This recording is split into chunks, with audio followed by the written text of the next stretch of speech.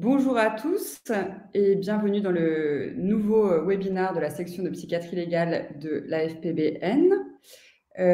Donc, je suis Anne-Hélène Moukani, je suis psychiatre en milieu pénitentiaire, j'appartiens à cette section et j'ai le plaisir d'animer aujourd'hui un webinaire sur l'expertise civile avec un éminent spécialiste de cette question, le professeur Christophe Arbus, qui est PUPH de psychiatrie, spécialisé dans la psychiatrie de la personne âgée au CHU de Toulouse, chef du pôle de psychiatrie au CHU de Toulouse, et donc qui va nous parler aujourd'hui de la question de l'expertise civile. On parle beaucoup des expertises, évidemment, en particulier au sein de notre section de psychiatrie légale. Quand on parle d'expertise, c'est souvent l'expertise pénale parce que ça pose un certain nombre de questions, de difficultés. Mais la question de l'expertise civile est absolument essentielle également. C'est un champ très important que les psychiatres doivent pouvoir connaître pour pouvoir l'exercer, puisqu'il y a un enjeu important sur le nombre d'experts psychiatres actuellement pour pouvoir faire fonctionner le système sociétal dans son ensemble. Donc Christophe, je te laisse la parole. Je te donne environ 40 minutes et on prendra les questions. Voilà, vous voyez défiler un onglet à cet effet. Je garde les questions. N'hésitez pas à les poser au fur et à mesure. Et puis, moi, je les reprendrai à l'issue de ces 40 minutes. Voilà, Christophe, nous t'écoutons. Merci beaucoup Anne-Hélène. Donc, bonjour à tous. Alors, je ne suis pas sur la bonne diapositive. Ce n'est pas la première. Et non, ce n'est pas la première diapositive. Comment ça se fait? Bon, écoutez, c'est pas grave, on va commencer quand même. Donc, Anne-Hélène, merci beaucoup pour cette présentation. Donc, effectivement, nous vous proposons aujourd'hui donc d'évoquer la question de l'expertise civile. Alors, le diagnostic, le titre de l'intervention est peut-être pas assez précis parce que lorsqu'on parle finalement d'expertise civile en psychiatrie, et vous le voyez sur cette diapositive-là, le champ de l'expertise, finalement, il est très large, très large, et parler uniquement d'expertise civile, finalement, ne permet pas de savoir de quoi on parle. Vous voyez que ce champ de l'expertise, c'est à la fois des expertises judiciaires avec juridiction pénale, juridiction civile, juridiction administrative, où on peut effectivement avoir des missions plutôt civiles, en dehors de l'expertise pénale en psychiatrie qu'on connaît peut-être un petit peu mieux, en tout cas nous psychiatres, cette expertise qui s'attache à évaluer la responsabilité et donc le discernement du prévenu.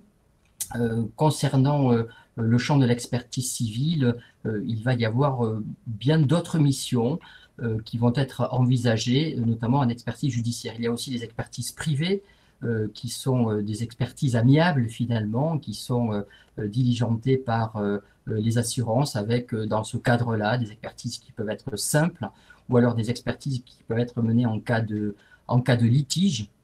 Et vous voyez que les situations peuvent être assez différentes. Je dirais un petit mot de l'expertise dans le cadre de la loi du 5 juillet 1985, dite loi Badinter, parce qu'il s'agit du champ de l'expertise que j'aborde aujourd'hui. Je vais y revenir. Et puis, il y a aussi pour les psychiatres et les psychiatres experts la possibilité de réaliser d'autres expertises, notamment sur le plan social, mais aussi des expertises familiales avec la question de l'autorité parentale. Des expertises dans la loi du 4 mars 2002, ce sont des expertises dites de CRCI, donc par rapport aux accidents liés aux soins, bien sûr les protections juridiques, les expertises dans la loi dans le cadre de la loi du 5 juillet 2011, responsabilité médicale, conseils médicaux, etc. Vous voyez que ce champ est très important. Donc, je vais m'attacher aujourd'hui à parler avec vous de l'expertise en réparation du dommage corporel. Pourquoi faire ce choix? Je fais ce choix parce qu'il s'agit d'une expertise très particulière qui est avant tout une expertise médicale et qui, dans ce contexte, peut donc être une expertise psychiatrique pour laquelle la mission reste relativement complexe. Je vais y revenir. Un mot du Code de procédure civile et je rappelle juste que l'expert est ici celui qui éclaire de manière technique le juge. Et il peut l'éclairer de façon différente avant qu'il y ait une expertise, il peut y avoir une constatation simple. Et vous voyez que là, l'expert ne doit porter aucun avis sur les conséquences de fait ou de droit qui peuvent en résulter de cette constatation. Il y a aussi des consultations que peut demander le juge à l'expert. Et là, c'est une question purement technique qui ne requiert pas d'investigation complexe. Et ce n'est que lorsque la constatation ni la consultation ne sont suffisantes pour éclairer le juge que ce dernier va ordonner une expertise. Il faut savoir que l'expert, normalement, agit seul, il doit agir personnellement, mais il peut, si le juge nécessaire, pouvoir s'adjoindre d'un autre expert, mais qui sera obligatoirement d'une spécialité distincte de la sienne. Et dans ce cas-là, on parle d'avis sapiteur. Donc l'expert principal demandera à un de ses confrères experts un avis complémentaire dans une discipline qui n'est pas la sienne. Alors, qu'est-ce qu'un expert? Un expert, c'est un médecin qui est inscrit sur une liste, soit la liste de la cour d'appel, soit la liste de la cour de cassation. Mais il faut savoir que même si ce titre d'expert est protégé, eh bien, dans les faits, toute personne possédant une compétence particulière peut être désignée comme expert. Donc, le juge n'est pas lié au fait que le médecin soit inscrit sur la liste. Il peut désigner tout médecin qu'il juge compétent pour répondre aux questions qu'il posera. Donc l'autorité judiciaire peut choisir un expert qui est en dehors de la liste. Si par contre on n'est pas inscrit sur une liste d'experts, on devra prêter serment avant de procéder à l'expertise et il faut que cette prestation de serment soit clairement identifiée dans le rapport. Une petite parenthèse, lorsqu'on est expert inscrit sur une liste, notamment de la cour d'appel, je vous l'ai dit tout à l'heure, dans le champ de l'expertise, on peut être sollicité par une assurance pour réaliser un travail d'expertise, mais il est de bon ton, je vous le mets, de ne pas être nommé directement par une assurance lorsqu'on est expert judiciaire, parce que, eh bien, il ne faut pas mélanger les genres, entre guillemets, et peut-être ne pas se retrouver des deux côtés de la barrière, je vous l'expliquerai, notamment lorsque l'expertise n'est plus amiable et qu'on s'adresse à un juge pour justement contester des conclusions d'une expertise amiable. Souvent, ces contestations et les questions qui seront posées au médecin le seront à un médecin qui sera inscrit. Donc, soit on fait de l'expertise judiciaire, soit on fait de l'expertise d'assurance, mais il ne faut bien sûr pas faire les deux, sauf pour des avis sapiteurs ou un arbitrage. Et là, c'est quelque chose, donc on rentre finalement dans une dimension qui est un petit peu différente que l'expert principal dans ce cas-là. Alors, je vous le disais, je vais surtout insister sur l'expertise en réparation du dommage corporel. Donc, cette expertise, c'est un véritable acte médico-légal. Dans le cadre du dommage corporel, cette expertise, cet examen, permettra de décrire un dommage à la suite d'un accident médical ou d'un événement, d'évaluer les séquelles de ce dommage et d'en appréhender son évolution, de contrôler un événement pathologique par rapport à un contrat d'assurance de personne, d'arbitrer un conflit, d'évaluer un risque dans le cadre d'une assurance contractuelle. Et dans le cadre de ces expertises en réparation du dommage corporel, je vais surtout insister sur les expertises judiciaires au civil, avec donc une mission très particulière sur laquelle je vais revenir. Et cette mission d'évaluation du dommage corporel, elle est souvent reprise, que ce soit au civil, donc pour les intérêts civils, que ce soit pour la civile, la commission d'indemnisation des victimes d'infractions, que ce soit aussi pour les expertises amiables, donc d'assurance. Et là, je vous le rappelle, l'expert judiciaire ne pourrait intervenir qu'en cas de sapiteur ou en arbitrage. Toute expertise ou consultation de dommages corporels a un caractère contradictoire. Ce caractère contradictoire, il est primordial. Si on ne le respecte pas, c'est-à-dire que si chaque partie en cause n'est pas informée de la même façon, au même moment, si ce contradictoire n'est pas respecté, eh bien l'expertise peut être cassée et le rapport considéré comme nul, et il faudra alors recommencer les examens. Donc, lorsqu'une expertise en réparation du dommage corporel, notamment une expertise civile avec mission civile, donc de réparation de dommage corporel est organisée, eh bien, plusieurs personnes peuvent participer à cette expertise. Bien sûr, le blessé est présent puisque c'est lui qui sera examiné. Il peut s'entourer de son médecin traitant, le médecin habituel du blessé, mais qui est finalement rarement présent lors des expertises. Il peut s'entourer d'un médecin spécialisé en dommages corporels choisi par lui-même et que l'on va donc appeler dans ces cas-là le médecin conseil de la victime. Auparavant, on appelait ce médecin le médecin de recours. Sera présent aussi le médecin conseil de la société d'assurance, le médecin conseil de la société d'assurance de l'auteur, responsable ou non de l'accident, parfois des médecins des organismes sociaux qui sont souvent partie prenante dans ces affaires, mais qui sont, il faut le reconnaître, très rarement présents. Il peut y avoir aussi des avocats, donc avocats du blessé, avocats de l'assurance du blessé ou avocats de l'assurance de l'auteur de l'accident. Et enfin, de temps en temps, on peut accepter lors de cette expertise les proches du blessé qui se sent un petit peu plus en confiance lors de cet examen, lorsque par exemple la personne de confiance peut être présente avec lui. Alors, l'expertise en réparation du dommage corporel, c'est une expertise qui vise à évaluer un préjudice. Et la mission d'expertise qui est proposée alors à l'expert tient compte finalement de la possibilité d'évaluer tout le préjudice.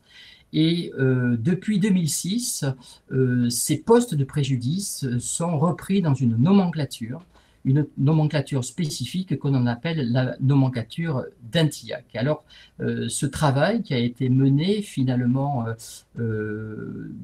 avec l'objectif principal de protéger le plus possible les victimes et d'aller vers une réparation la plus juste possible, permet finalement plusieurs classifications qui s'emboîtent les unes dans les autres.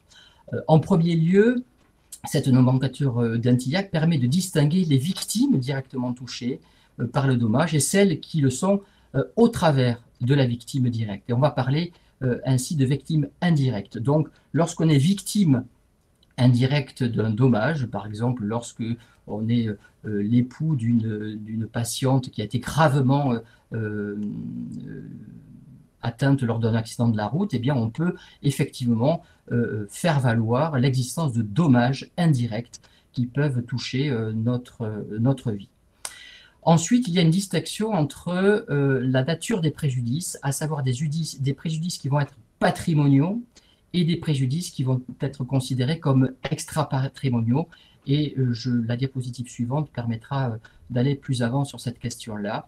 Et enfin, la nomenclature d'Antillac nous permet de faire la différence entre des préjudices qui ont été subis avant ce que l'on appelle, et j'y reviendrai, la consolidation des lésions, et des préjudices qui persistent après cette date de consolidation, et on parlera de préjudice temporaire et de préjudice permanent. Cette nomenclature, voici comment elle se présente. Donc, vous avez en premier lieu des préjudices patrimoniaux, donc qui vont concerner finalement des dépenses qu'auront à faire les victimes, avec des préjudices patrimoniaux temporaires et des préjudices patrimoniaux permanents. Tout ça en lien avec la date de consolidation. Avant, c'est temporaire, après, c'est permanent.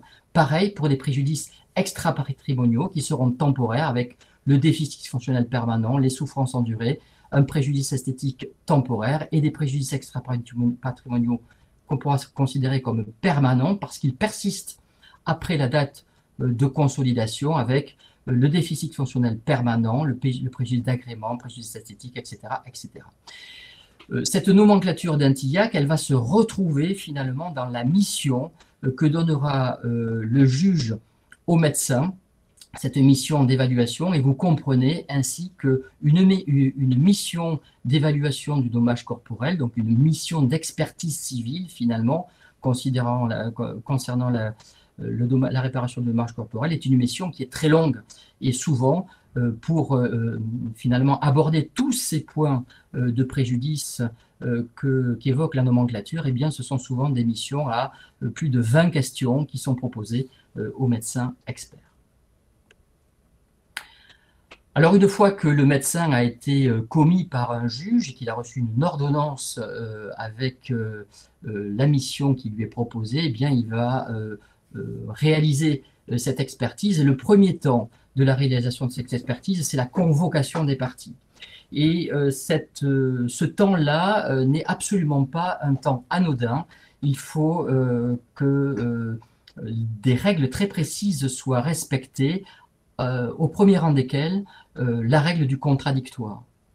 Lorsqu'on convoque un blessé, eh bien, il faut savoir qu'il faut en même temps que toutes les parties soient informées de la date, de l'heure de cette convocation. Vous avez vu que de nombreux participants peuvent être présents lors de l'accédite et tous ces participants doivent pouvoir être présents et donc pour cela, ils doivent pouvoir être convoqués régulièrement en temps et en heure. Et une convocation bien rédigée et adressée dans les règles, en respectant le contradictoire, permet un déroulement serein de l'expertise et d'éviter de nombreux problèmes, et notamment parfois le fait que l'expertise puisse être cassée dans ses conclusions.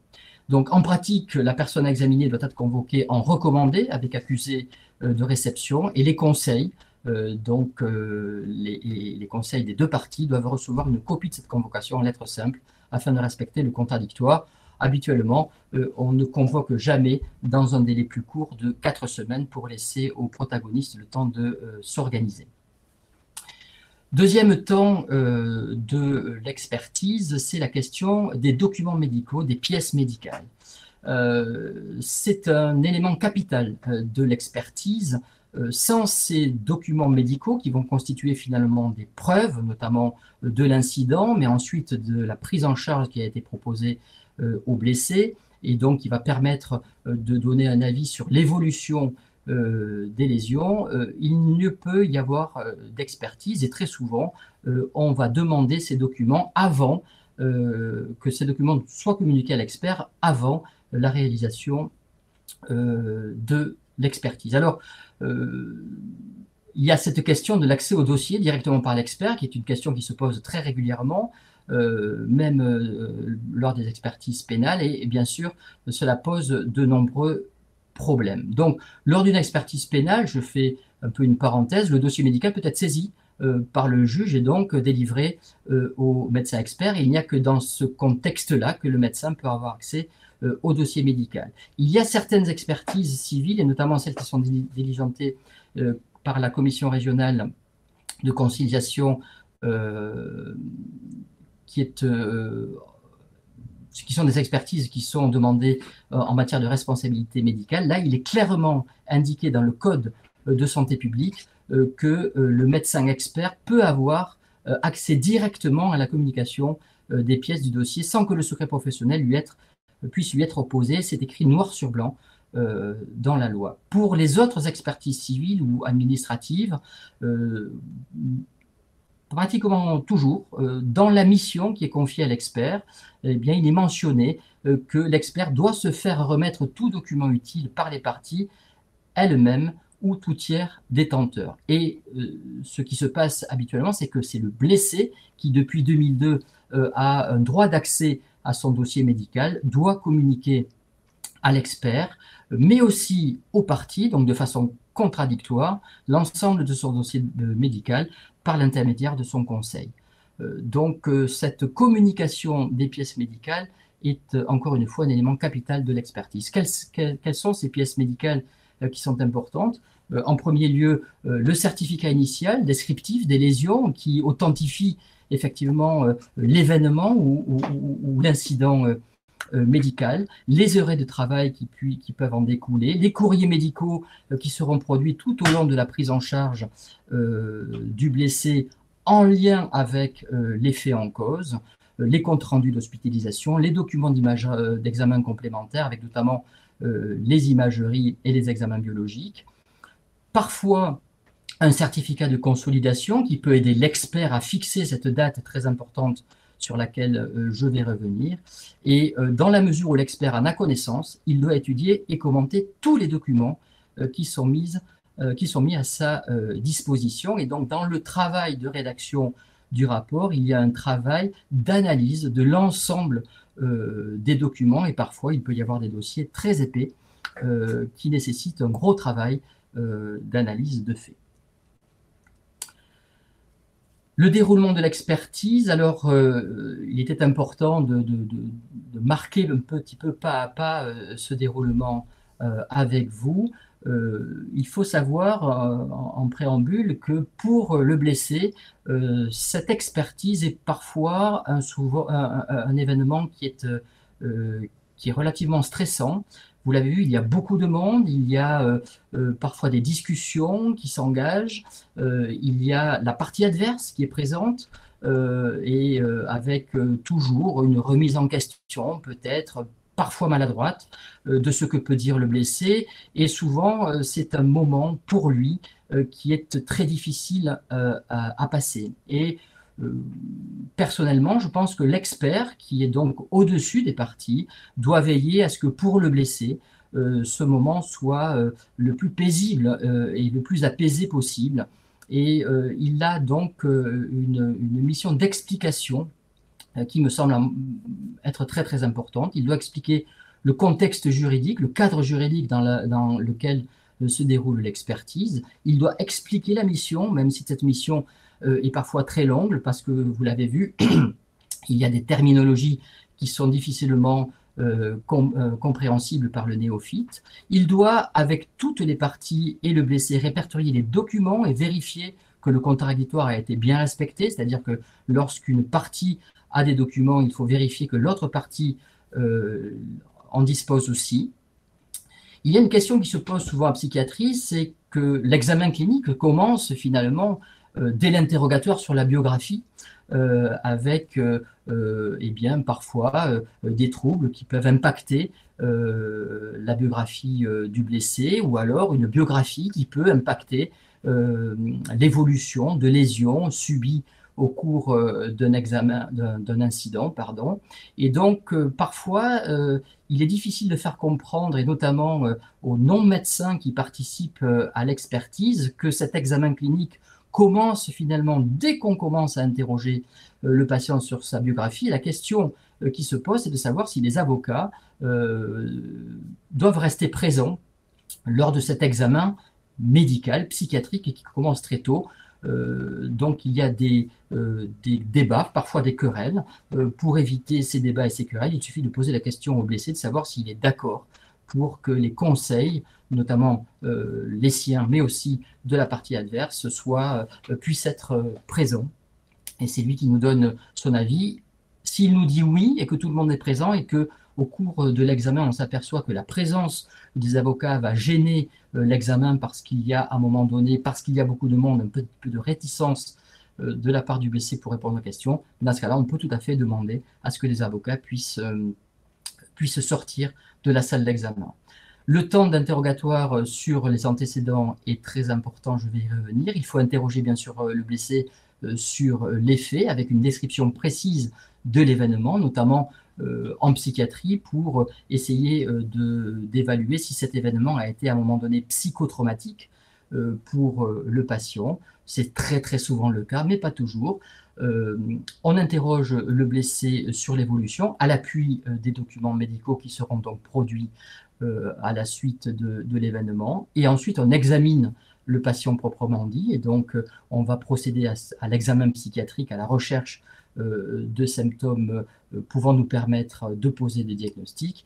Et à la fin de cet examen, et lorsque le patient, le blessé, pardon, la victime, a l'impression que tout a été abordé et que nous n'avons rien oublié, eh bien, on peut rester avec les parties. Les avocats peuvent revenir dans la salle d'examen. On fait sortir la victime parce que c'est à ce moment-là que finalement s'engagent des débats autour des différents postes de préjudice et il est plus heureux que le patient n'assiste pas à ces débats qui peuvent parfois être houleux entre différentes parties. Et là, l'expert a un rôle d'arbitrage autour de ce que l'on appelle les dires des parties.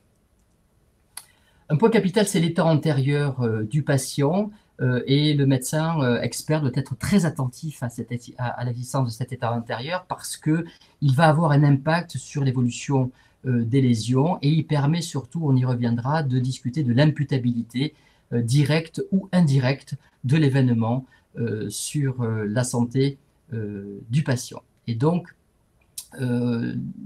en psychiatrie, c'est parfois difficile et je crois qu'il faut s'attacher, lorsqu'on parle d'état antérieur, à ce que cet état antérieur, pour le retenir, soit un état antérieur qui soit documenté, en ce sens où les antécédents psychiatriques du patient soient des antécédents qui soient réellement des antécédents de prise en charge, de traitement long cours, etc., etc. Le rapport d'expertise est donc un document parfois long, rédigé par l'expert à la suite de toutes ces investigations. Et ce document, il doit, on le rappelle, éclairer le juge, donc a priori un professionnel qui n'est pas de la partie et qui cherche à être informé techniquement sur une situation. Donc il doit être parfaitement clair et se rappeler pour l'expert que dans cette rédaction, dans la production de ce document, on reste un auxiliaire de justice qui permet d'éclairer le juge. Et donc le juge, il va lire ce rapport et il doit le comprendre d'un bout à l'autre. Et donc tout propos abscon, obscur pour lui, trop technique, ne sera pas recevable.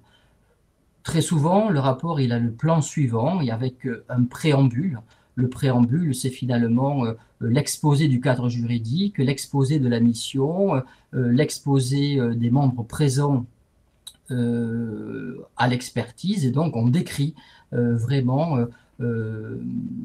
en préambule tous ces éléments-là. Ensuite, il y a des commémoratifs, et les commémoratifs, c'est finalement tout ce qui se passe avant les faits, avec les éléments biographiques, l'état antérieur et la description des faits, et ensuite, on passe sur l'évolution, l'examen clinique, la discussion autour de tous les points de la nomenclature d'un TIAC, et enfin, la conclusion qui doit reprendre point par point les points de la mission. Ce rapport d'expertise, il peut être souvent précédé d'un pré-rapport.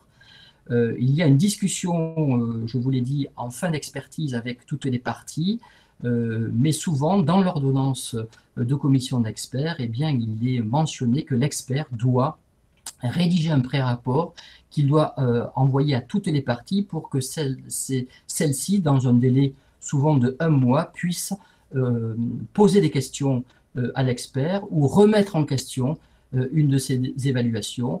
Ces remises en question devront être toutes, sans exception, discutées par l'expert qui devra donc argumenter sa décision finale par rapport à ces dires écrits. Dans le rapport, la discussion est bien sûr capitale et dans cette discussion, un point crucial, c'est celui de l'imputabilité. Nous sommes dans une démarche d'évaluation de dommages et de réparation et il ne faudra que soient réparées uniquement les lésions qui découlent directement et de façon certaine des faits en cause. Et donc pour cela, lorsqu'on a un tableau clinique que l'on a mis en évidence lors d'un examen, eh bien, il va falloir discuter de l'imputabilité de ce tableau clinique aux faits en cause parce qu'on ne répare que les lésions directement liées à ces faits.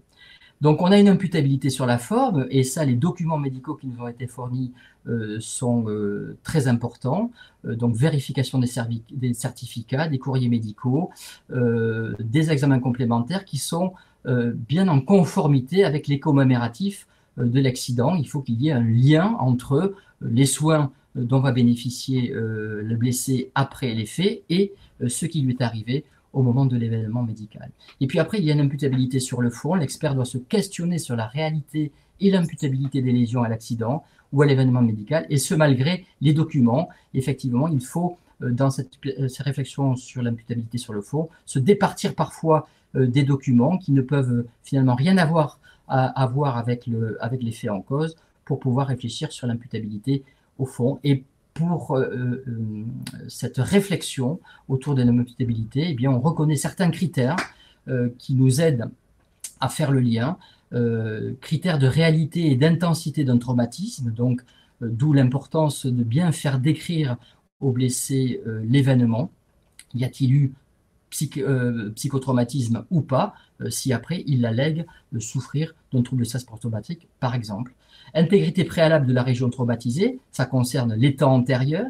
Concordance de siège entre la lésion et la séquelle. Délai entre l'événement initial et l'apparition des troubles. Il ne faut pas qu'il y ait un délai, une fenêtre libre trop importante entre l'apparition des lésions et la date de l'événement initial. Il faut qu'il y ait une continuité évolutive entre le traumatisme et la symptomatologie et entre les lésions et les séquelles.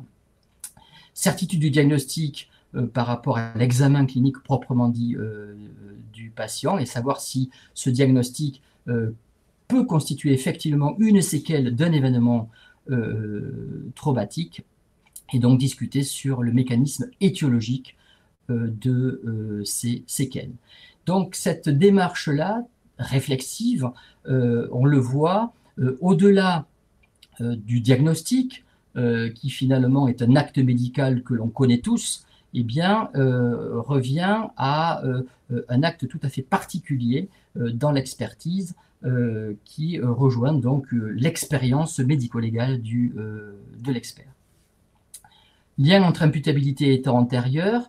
Lorsqu'il n'y a pas d'état antérieur, eh bien, on peut affirmer que l'imputabilité est certaine et directe à l'événement causal, mais sa présence, la présence de l'état antérieur oblige à une discussion beaucoup plus complexe, avec 3 questions qu'il faut se poser. Quelle aurait été l'évolution des blessures s'il n'y avait pas eu d'état antérieur? Quelle aurait été l'évolution de l'état antérieur s'il n'y avait pas eu d'accident?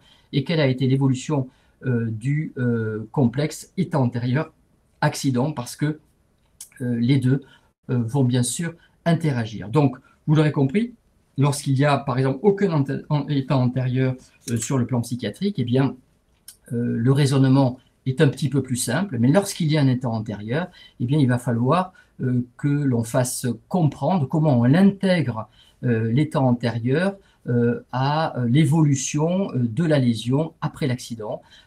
Et en psychiatrie, il peut y avoir des états antérieurs du fait de troubles mentaux préexistants, mais il peut y avoir aussi un état antérieur où l'on repère une vulnérabilité, et là c'est difficile parce que cette vulnérabilité peut ne pas être documentée, et pourtant une vulnérabilité par exemple anxio-dépressive peut influer sur l'évolution d'une dépression réactionnelle à un trouble de stress post-traumatique à la suite d'un accident ayant entraîné un psychotrauma. Autre point crucial de la discussion, c'est cette fameuse date de consolidation. Vous l'aurez compris, il faut, à un moment donné, et c'est en plus posé comme question dans la mission, définir le moment à partir duquel une lésion se trouve dans un état séquelaire et, par définition, ne s'améliorera pas ou ne s'aggravera pas, même si des soins sont poursuivis. Et donc, cette date de consolidation des lésions, elle est parfois difficile à mettre à l'évidence, mais il est indispensable de la proposer parce que à partir de cette date vont s'enclencher les préjudices permanents. Et vous le savez maintenant, avant cette date de consolidation, il y aura des préjudices temporaires qui seront aussi indemnisés, mais bien sûr pas de la même façon. Donc cette date de consolidation, c'est un point crucial de la discussion parce que c'est le point de départ des préjudices permanents et notamment du déficit fonctionnel permanent qui sera évalué. Ce déficit fonctionnel permanent, c'est donc l'impact finalement fonctionnel de séquelles qui sont considérées comme imputées de façon directe et certaine aux faits en cause. Et pour évaluer ce déficit fonctionnel, eh bien, on va s'appuyer sur des barème. Un barème, c'est un répertoire qui reprend les différentes fonctions physiques, psychiques et intellectuelles de la victime. Chaque déficit fonctionnel est décrit et coté avec un pourcentage de 0 à 99. 100%, c'est le décès, on est d'accord, qui correspond donc à une réduction de capacité. Et donc, réduction de capacité qui implique l'existence finalement d'un handicap. Et c'est ce handicap, c'est ce dommage corporel qui sera indemnisé pour la victime. Vous le voyez, il y a plusieurs barèmes qui sont disponibles et dans la réparation du dommage corporel, on utilise le plus souvent le barème dit du concours médical. C'est un barème qui date de 2001, qui est assez vieux maintenant. Et je vous donne juste un exemple d'évaluation de déficit fonctionnel temporaire concernant ce qu'on appelle encore dans ce barème des névroses traumatiques. Donc vous voyez que le terme est assez ancien, avec 3% si on a des manifestations anxieuses discrètes, mais spécifiques de l'événement traumatique, quelques réminiscences pénibles, tension psychique, puis après de 3 à 10%, et puis après on va jusqu'à 20% pour un trouble de stress post-traumatique, hein, c'est comme ça qu'il faut le lire, exceptionnellement grave. Et donc vous voyez que pour un trouble de stress post-traumatique, normalement, si on suit le barème, on ne peut pas aller au-delà de 20% de déficit fonctionnel permanent.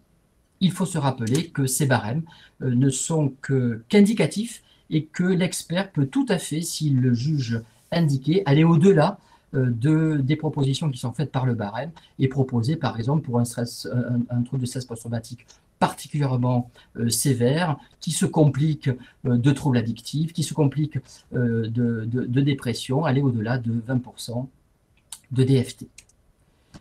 Un petit mot sur la loi du 5 juillet 1985, dite loi Badinter.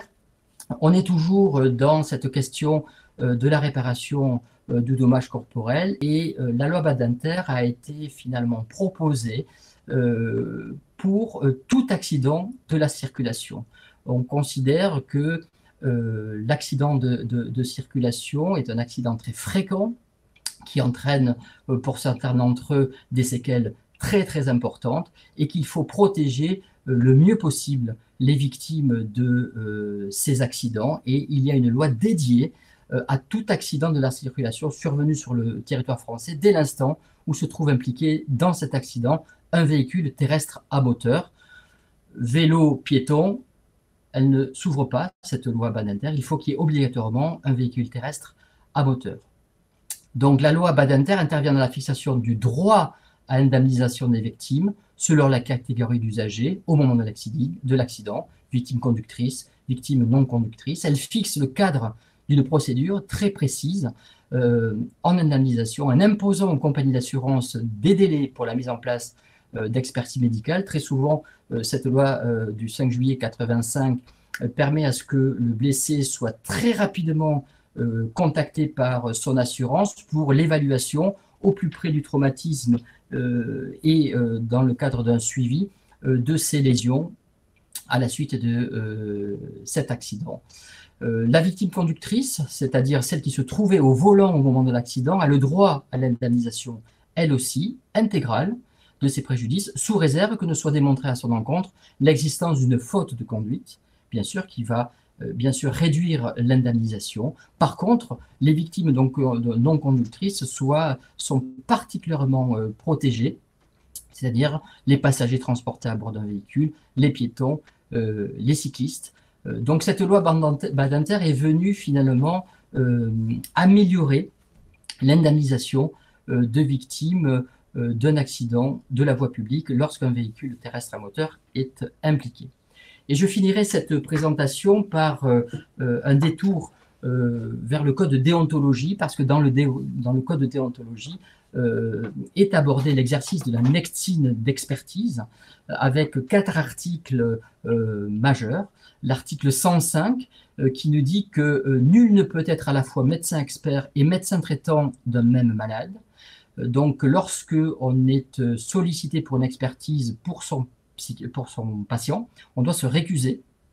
C'est le code déontologie qui l'écrit très clairement. Un médecin ne doit pas accepter une mission d'expertise dans laquelle sont en jeu ses propres intérêts, ceux d'un de ses patients, d'un de ses proches, d'un de ses amis ou d'un groupement qui ferait habituellement appel à ses services. L'article 106 nous dit que le médecin expert doit se récuser s'il considère que les questions qui lui sont posées sont étrangères ou trop loin de ses compétences. Et donc, il y a une responsabilité du médecin expert à la lecture de la mission de se désengager de la sollicitation s'il juge qu'il ne pourra pas répondre correctement à ces questions. Le médecin expert, article 107, doit, avant d'entreprendre toute opération d'expertise, informer la personne qu'il doit examiner de sa mission et du cadre juridique dans lequel son avis est demandé. Nous en avons parlé tout à l'heure dans le déroulement de l'expertise. Et enfin, dans la rédaction de son rapport, le médecin expert ne doit révéler que les éléments en nature à apporter les réponses aux questions posées. Hors de ses limites, il doit taire tout ce qu'il a pu connaître à l'occasion de cette expertise. Il doit attester qu'il a accompli personnellement sa mission. Donc l'expert ne doit répondre qu'à la mission et seulement à la mission. Tout autre débordement pourrait être taxé de violation du secret professionnel. Et je vous remercie beaucoup pour votre attention. Mais c'est nous qui te remercions, Christophe, pour cette présentation très claire d'une part, et puis avec un respect parfait du temps imparti. Alors, quelques questions, je vais essayer de les reprendre. D'ailleurs, vous pouvez continuer à en poser, mais juste peut-être au tout début, il y avait des questions, notamment, enfin 2 questions sur la formation finalement à l'expertise. Est-ce que tu pourrais nous dire, voilà, aujourd'hui, un jeune psychiatre souhaite faire de l'expertise civile, qu'est-ce que tu conseillerais comme parcours? Qu'est-ce qui est obligatoire, qu'est-ce qui ne l'est pas, et quels seraient tes conseils de grand sage? Alors, très rapidement, avant 2022, et je vous dirai pourquoi avant 2022, eh bien, lorsqu'on souhaitait faire de l'expertise, l'idéal était de s'inscrire sur la liste des experts, bien sûr, même si, hein, je l'ai dit, tout médecin peut être sollicité par une assurance ou un juge du fait de ses compétences, mais souvent on est sollicité parce qu'on nous trouve sur la liste des experts de la cour d'appel. Eh bien, il y a, pour s'inscrire sur cette liste, eh bien, des prérequis qui sont demandés, notamment des formations continues par la réalisation de diplômes d'université relatives à l'expertise, alors des diplômes plutôt de médecine légale avec véritablement une formation sur l'expertise en réparation de dommages corporels, ou alors des diplômes universitaires plus de psychiatrie légale, où sont abordées ces questions-là, mais pas que.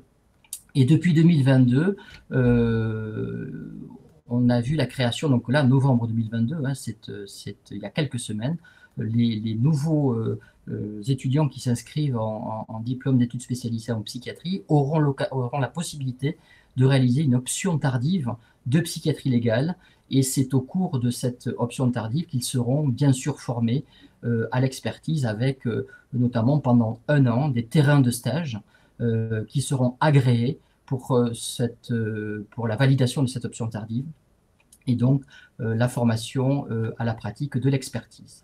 Et pour un expert psychiatre, vous l'aurez compris, il y a bien sûr l'expertise pénale, mais il y a tout ce champ de l'expertise civile avec l'évaluation du dommage corporel qui est très, très passionnante aussi. Oui, ce qu'on comprend bien, c'est que il y a des spécificités évidemment sur les questions psychiatriques lorsqu'elles sont posées dans ce contexte-là, et que pour les psychiatres qui réalisent ce type d'expertise civile, il faut à la fois des compétences en psychiatrie légale, mais aussi en réparation du dommage corporel. Mais si je comprends bien aussi ce que tu nous dis, c'est que pour être inscrit sur la liste, il nous faut d'une certaine manière pouvoir attester de ces compétences par le biais de formations réalisées, mais qu'on peut aussi, que des experts peuvent aussi être désignés, y compris s'ils ne sont pas sur les listes. Mais quand même, on est d'accord qu'on conseille un parcours de formation dans ce domaine-là pour ceux qui souhaiteraient pratiquer ce type d'expertise. Alors, je vais enchaîner avec les questions suivantes. Alors, quid de l'acédite après examen clinique? Commenter tous les documents, tout en majuscule. Donc, j'imagine que la question se pose sur la quantité de documents quand on sait la masse adressée par les avocats aux experts tout de même. Voilà. Est-ce qu'au moment de la réunion, en fait, hein, après l'examen clinique avec les différents conseil, est-ce qu'il faut commenter tous les documents? Je crois que c'est la question. Il faut commenter. Alors, ce que l'on peut faire en pratique, il faut de façon obligatoire lister tous les documents. Reproduire les documents qui paraissent les plus importants par rapport à la mission qui nous est posée, et peut-être pas tous les commenter, mais lorsqu'on a des dires, souvent il s'appuie sur la production d'un document avec un conseil qui dit voilà, vous ne retenez pas tel préjudice, mais pourtant à un moment donné le médecin traitant de Madame X a mentionné l'existence de tels symptômes. Là effectivement il faut aller jusqu'à commenter le document. Mais ce qui incombe de façon certaine, c'est au moins de les lister. Tu nous as précisé d'ailleurs qu'il s'agissait de missions très longues. Est-ce que tu pourrais nous dire peut-être pour les novices qui s'intéresseraient à la question, qui se poseraient à la question de pratiquer, en moyenne, combien dure ce type de mission? Donc combien de temps ça prend de réaliser une expertise? C'est ça à peu près? C'est très variable, hein. L'examen en lui-même, en gros, dure 1h30 à 2 heures. Un petit peu plus longtemps parfois lorsque l'entretien avec seulement les parties et les médecins, les avocats en fin d'expertise peut durer un petit peu. Souvent, il faut écourter et proposer la rédaction d'un pré-rapport parce que pour l'expert, c'est parfois difficile, à chaud comme ça, pour des questions très compliquées, très complexes, de pouvoir donner un avis. Ce qu'il peut faire, c'est répertorier l'ensemble des dires et dire qu'ensuite il y aura un pré-rapport avec discussion autour de ces dires. Et puis après, la rédaction du rapport, eh bien, en fonction notamment des pièces médicales, peut prendre plusieurs heures, bien sûr. Donc, annoncer une moyenne, c'est très difficile. Ça dépend aussi de l'expérience de l'expert, qui peut aller plus ou moins vite, mais on part habituellement sur au moins 3-4 heures pour chaque expertise, oui, au minimum. Il faut le savoir. Voilà, je pense que c'est une Il faut donnée le importante. Comment faire, donc, nouvelle question, comment faire avec les expertises psychiatriques en aggravation? Et bien, on fait pareil. On fait pareil. Quand on a une expertise en aggravation, ça veut dire qu'on a, à un moment donné, un rapport d'expertise préalable. Puisqu'on est en aggravation, c'est qu'à un moment donné, les dommages ont été évalués, indemnisés, qu'il y a eu une date de consolidation et que l'on considère que les troubles donc, se sont aggravés, que cette aggravation est liée au fait originel.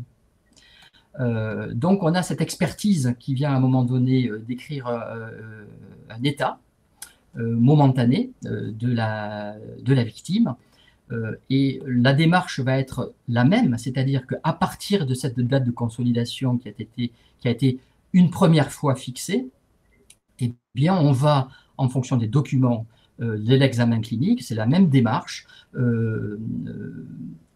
dire d'abord s'il y a réellement aggravation de l'état, et dire ensuite si cette aggravation est imputable au fait originel. Et donc, dans ce cas-là, il faudra définir une nouvelle date de consolidation. Donc, on va consolider l'aggravation. Et à partir de cette date de consolidation, eh bien, on évaluera des préjudices patrimoniaux et extra-patrimoniaux temporaires et des préjudices patrimoniaux et extra-patrimoniaux permanents. La démarche est à peu près la même, à part que l'on doit se positionner par rapport à une expertise qui a normalement, si on est en aggravation, déjà été produite. Les questions se bousculent. Alors, merci pour le topo intéressant. Donc, je transmets les remerciements. Tu n'as pas abordé la question des souffrances endurées.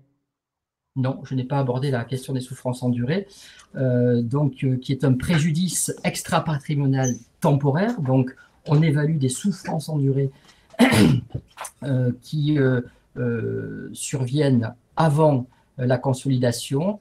Et les souffrances endurées, c'est finalement l'impact que pourront avoir à la fois la symptomatologie avant la date de consolidation, c'est-à-dire l'intensité d'une souffrance psychique en lien avec, par exemple, le trouble de stress post-traumatique, donc des reviviscences, des cauchemars, des troubles du sommeil, indépendamment du déficit fonctionnel temporaire, qui est là la question de l'impact sur les conditions de vie de la victime. Donc les souffrances endurées, elles vont s'attacher à évaluer au mieux l'impact. Alors c'est difficile pour des souffrances endurées psychiatriques parce qu'on parle d'impact psychique des lésions. On est sur de la symptomatologie psychique. Donc c'est parfois difficile de répondre à cette question, mais elle s'appuie aussi, les souffrances endurées, à la nécessité et à la lourdeur des soins qui ont été nécessaires à la victime avant la date de consolidation. Effectivement, des souffrances endurées seront beaucoup plus importantes s'il y a eu des hospitalisations à la suite de la lésion par rapport à une situation où il n'y a pas eu d'hospitalisation. Donc là, le fait qu'il y ait une hospitalisation augmente les souffrances endurées pré-consolidation. Alors, une nouvelle question très intéressante, mais je ne pense pas simple. Qu'en est-il si un stress post-traumatique devient le terreau de troubles neurofonctionnels comme des CNEP, donc les crises non épileptiques psychogènes? Est-ce que le trauma est considéré comme précipitant ou prédisposant? Qui c'est qui pose cette question? Question très difficile, effectivement, concernant les troubles neurofonctionnels.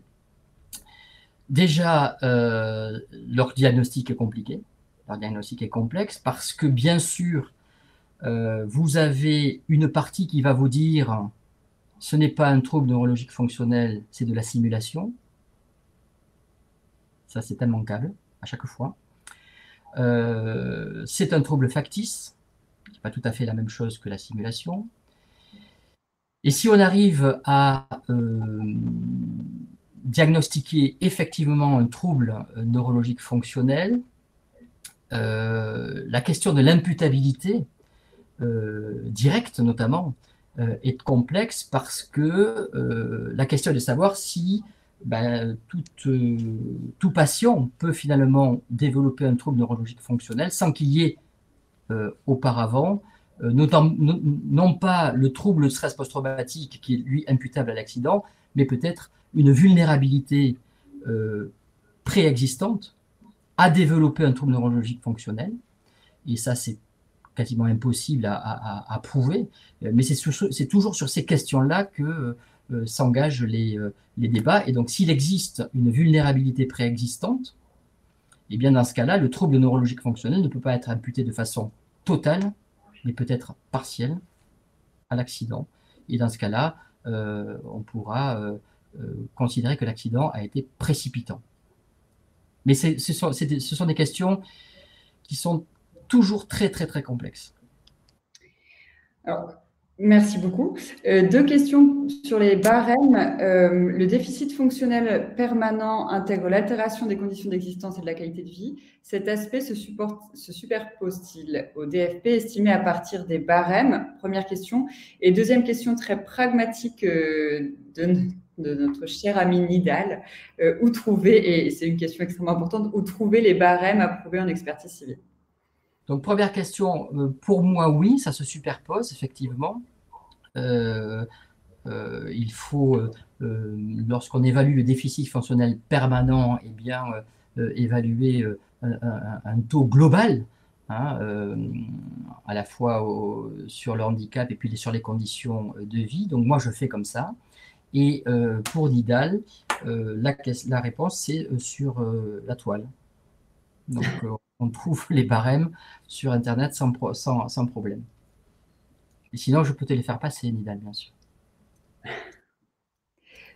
Je ne suis pas sûre qu'elle posait la question pour elle. Bonjour. Et, alors, non, une nouvelle question donc, qui concerne les tarifications, point d'interrogation. Comment est facturée une expertise civile? Qui est une question importante également. Donc, une expertise civile, alors, ça... C'est pas très clair, mais en gros, ça tourne autour de 1 000 € quand on est expert principal, entre 900 et 1 000 €. J'ai entendu dire il y a quelques jours que c'était monté à 1200, mais pas pour les expertises psychiatriques. Allez savoir pourquoi, mais je n'assure pas la véracité de cette information. Si quelqu'un le sait, tant mieux. Donc c'est aux alentours de 900 000 euros. Et quand on est expert sapiteur, c'est-à-dire qu'on est désigné non pas par l'autorité judiciaire ou l'assurance, mais qu'on est désigné par le médecin principal, hein, l'expert principal qui a besoin d'un avis technique hors sa spécialité, on est aux alentours de 700 euros. Les dernières questions parce que l'heure tourne. Mais ça, je pense que tu as déjà partiellement répondu. Mais quid de l'indemnisation des syndromes de conversion, troubles somatoformes sans lien de causalité entre l'atteinte physiologique et les symptômes observés? Entre parenthèses. Il n'y a pas de lien, ce n'est pas indemnisé. Voilà. Mais la question difficile sera effectivement de discuter de cette imputabilité. Nidal à nouveau. Pourquoi pour les psychiatres aux urgences réquisitionnés par les OPJ pour quantifier l'ITT pour pouvoir qualifier un crime, quel conseil donnerais-tu? L'ITT, pour moi, c'est pas au médecin des urgences de le faire parce qu'il faut savoir le faire. Il faut que ce soit un médecin qualifié en médecine légale. C'est une réquisition et donc pour moi, c'est pas au médecin des urgences de répondre à cette question. Il faut que ce soit un médecin expert, soit expert en médecine légale, soit à la rigueur expert psychiatre lorsqu'il s'agit d'une ITT psychologique. Donc l'incapacité temporaire de travail. Pardon, la capacité totale de travail, et pas temporaire, totale. Dernière question peut-être, quid des expertises civiles vis-à-vis du statut COSC pour les PH temps plein, TVA, point d'interrogation? Donc, quand on est expert, soit on est COSP, soit on est non-COPS. Pour les expertises civiles, le tarif n'est pas différent à ma connaissance. Seul le tarif des expertises pénales est différent entre COSP et non-COSP. Il y a un souci pour les expertises civiles, notamment, et je n'en ai pas parlé parce qu'on n'en a pas le temps, lorsque l'expertise vous sera rémunérée parce qu'il y a eu un dépôt de consignation. La consignation, c'est la partie demanderesse qui consigne le prix de l'expertise auprès du juge, donc il fait un chèque au juge, et finalement, quand le juge nous paye, on est payé par la victime. Et donc, dans ce cas-là, c'est vraiment du libéral. Donc, moi, je conseille, si effectivement vous avez une activité importante d'expert au civil, d'ouvrir un compte libéral et de vous mettre en non-COSP. Sinon, c'est trop compliqué. Il faut refuser toutes les consignations, et donc dans ce cas-là, on refuse 2/3 des expertises. Donc, il n'y a que les civils, finalement, qui passent en chorus. Donc, je parle aux initiés. Et concernant la TVA s'applique à un moment donné, à partir du moment où vous dépassez un certain chiffre d'affaires d'expertise, qui est, je pense, de l'ordre de 36 000 euros par an. Merci beaucoup. Je vais devoir t'arrêter là et arrêter les questions du public. Vraiment, je pense qu'on pourrait juste conclure en disant que tu as insisté beaucoup sur la nécessité de poser le cadre de façon extrêmement rigoureuse et en respectant des préoccupations éthiques et déontologiques pour ces missions complexes. Tu nous l'as rappelé aussi et qui nécessitent une formation initiale et continue. Donc, nous vous donnons rendez-vous pour poursuivre ces travaux sur l'expertise de manière générale et l'expertise civile en l'occurrence. Merci 1000 fois, Christophe, pour cette présentation. Avec grand plaisir. Merci beaucoup à tous. Au revoir. Au revoir.